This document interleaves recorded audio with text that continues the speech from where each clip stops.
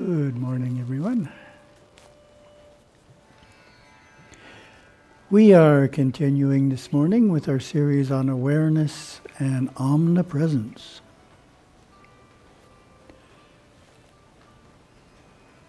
In the last presentation, we looked at the Shum concepts of awareness as both ni'if and i'if. So we'll start with a review of those.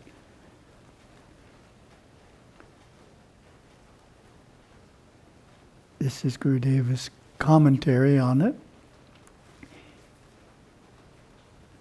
I'if is awareness traveling, flowing constantly in the fifth and fourth dimensions.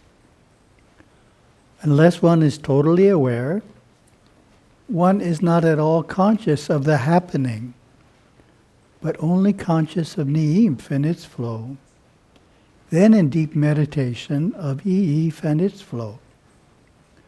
There are times when ni'if changes places with i'if, and the change is unnoticed until afterwards.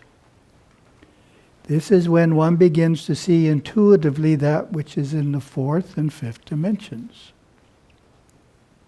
This collage then is when we are completely aware in the fifth and fourth dimensions, such as in Mamsani or Mambashum. When ni'if is flowing in daily life, being aware of fifth, fourth, third, and second dimensions, i'if is flowing in the fifth and fourth independently. This accounts for intuitive flashes. When a nache works on a Mamsani or Mambashum, the nalif vibration is i'if, continuing within the areas and neighboring areas of the Mamsani or Mambashum, while ni'if is totally aware in other areas. When the nache goes into the Mamsani or Mambashum, again ni'if changes places with i'if, and a place of seeing deeper into related areas than did occur in the previous meditation.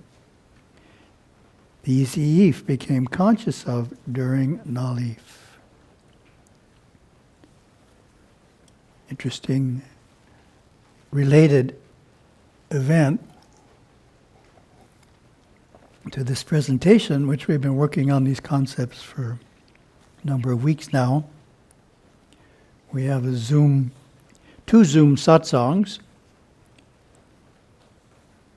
One is hosted by our Singapore group of members, and the other is hosted by our Northern California group of members. Each one does things a little differently. The Singapore group, a few weeks ago, after my talk, before my talk, there's bhajan. And there's about 80 participants, so bhajan might be someone in Singapore, someone in the USA, someone in Mauritius, India. It's a very international group that's participating. So they have bhajan, then I give a talk, and then afterwards, in this instance, they were playing a video of Gurudeva on sadhana and pilgrimage. And it relates perfectly to what we're talking about ni'if and how it works in the background.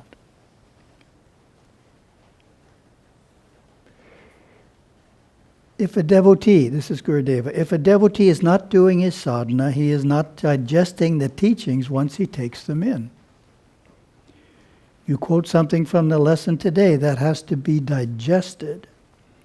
You have to take it through all the processes of your inner mind, which happens automatically on sadhana, in the background. You all have computers. There's the foreground of the computer, and a lot more happens in the background. As you're doing your sadhana, the sadhana may be very repetitious and it may be very boring. It's supposed to be. It was alive. Gurudeva had an audience and he got a big laugh at that one. It's supposed to be boring. But in the background, your superconscious mind is putting information in your subconscious mind, and you're beginning to understand the depths of the teachings. So he's talking about the activities of i'if.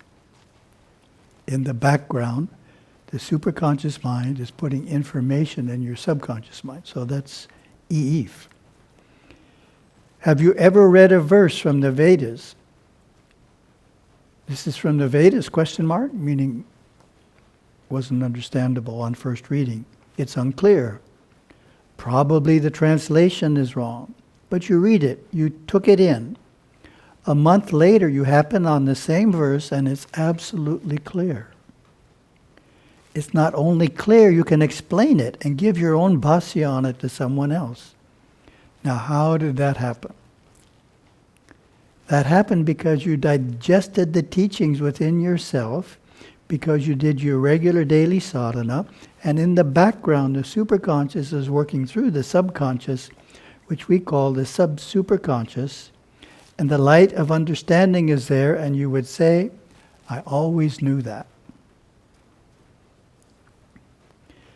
So Gurudev is bringing in the term sub-superconscious, so we define that in our lexicon. Sanskrit is anukarana chitta. Anukarana chitta.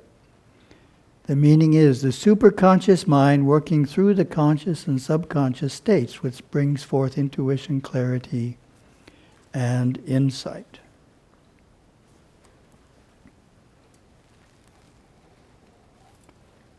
There's an exercise I frequently use in seminars when talking about tapping into the superconscious, tapping into the sub-superconscious intuition.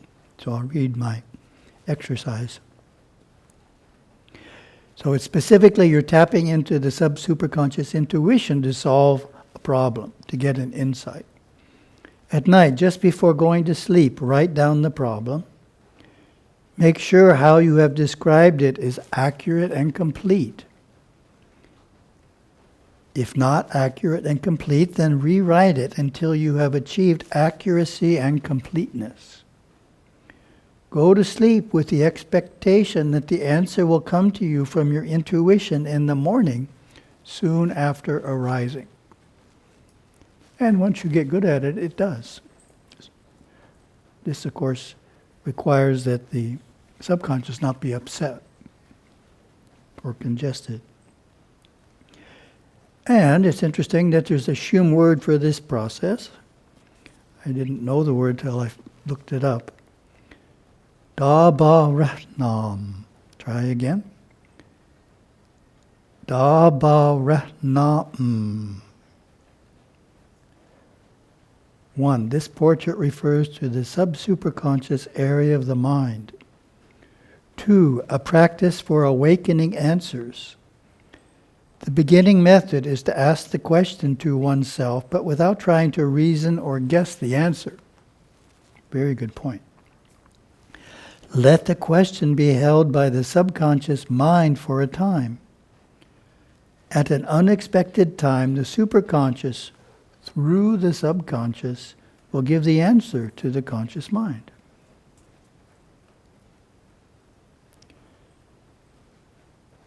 Same process. There's a related explanation of how these areas of the mind relate in our definition of nikashum. We all know nikashum, withdrawing energy into the spine in meditation, but it explains relationship of the subconscious to the sub-superconscious very nicely. Nikashum, 1, the art of withdrawing the energy into the spine through the use of pranayama.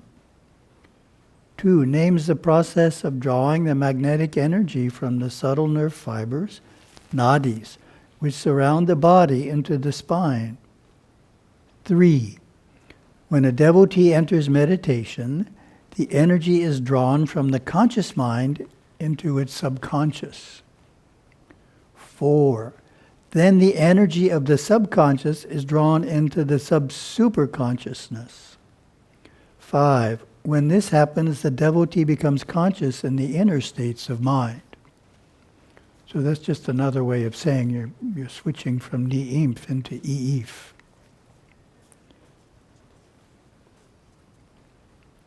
Then this last idea, this is a very interesting one. about the merger of I'if and Ni'if and how it relates to the experience of Ka'if. The Shum word for this, calm leaf ba. Calm leaf ba. 1. Sahasrara chakra layers. 2. This portrait defines fluctuating between the many layers of the Sahasrara for the flow of I'if. 3. Only when I'if and Ni'if merge can Ka'if be experienced fully and completely. 4. This portrait names the blending of these states of awareness as Si'if, astral sight, and Insaf, simultaneously aware of two areas of the mind, flow into Ni'if and then into I'if. 5. This experience of Ka'if will have an effect upon the entire nerve system and in the cells of the body. 6. This portrait is the merger of I'if and Ni'if as Si'if, subconscious preoccupation, and Si'if, astral sight, flow into Ni'if, then into I'if. This then is the process as seen and felt of the fluctuation of the two states of awareness, I'if and Ni'if, as they appear to jump around or are unsettled in the sixth and seventh dimensions of the mind. 8. The merging and holding in merger and the fluctuation just before merging is what this portrait names. Very interesting. Thank you very much. Have a wonderful day.